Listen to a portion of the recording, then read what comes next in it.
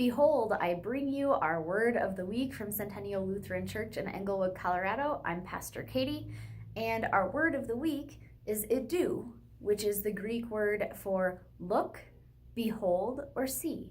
It's a word used repeatedly in the Gospel of Luke to direct readers' attention to movement and important pieces of the story. It's a command, look, see, behold. And it is used 3 times in the text for this previous Sunday, which was Transfiguration Sunday. It was also a very cold and snowy Sunday here in Colorado, which meant that we had quite a few members who were not able to worship with us, so this is especially for you.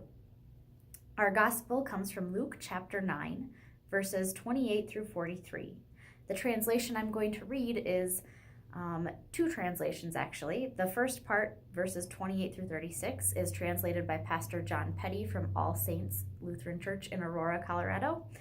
Verses 37 through 43 are my translation, which admittedly probably isn't quite as good as Pastor John's, but I want you to really get a chance to hear what Jesus is pointing to, what the gospel is pointing to, what the writer Luke is pointing to when the word behold is used.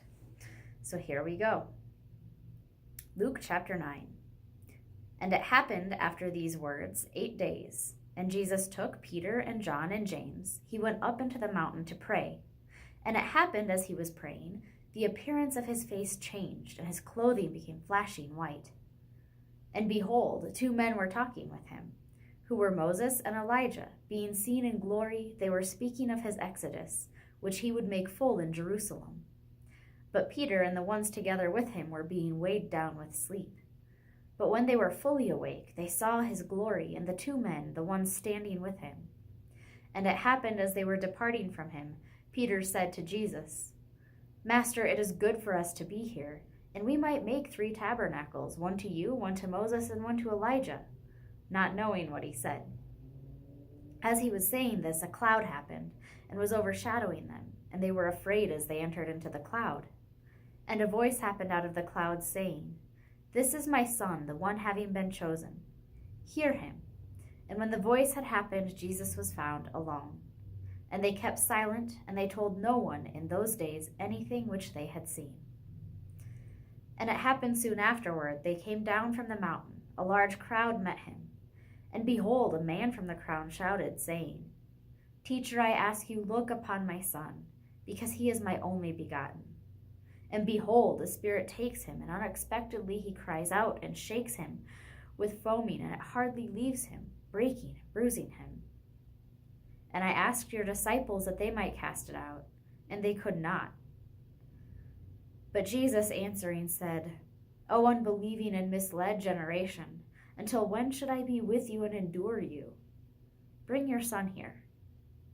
But even as he was coming, the demon attacked him, and he convulsed.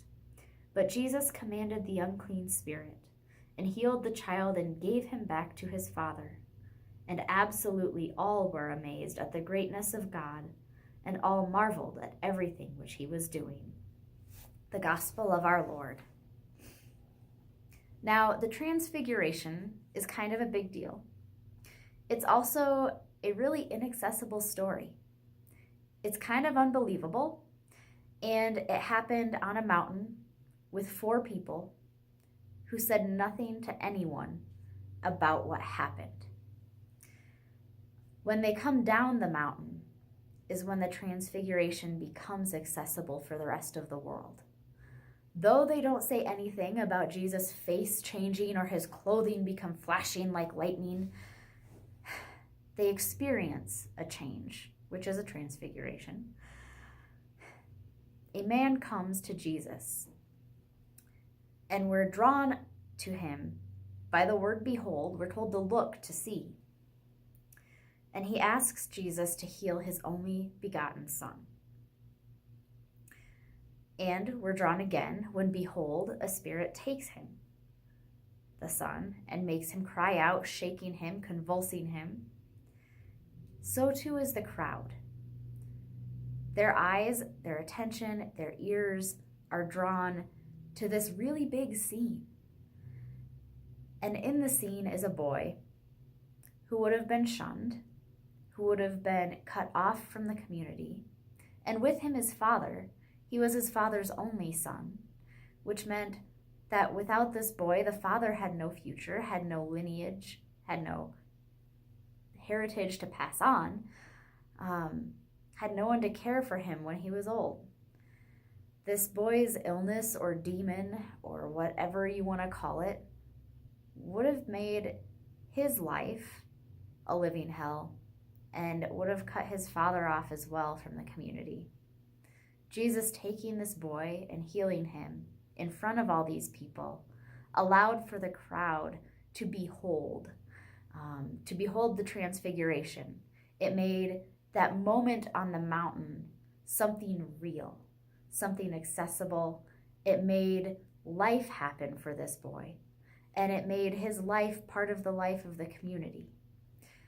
So this week, as you think about what you behold, what you see, I encourage you to see what you might do to bring people like that boy, like his father, into your community.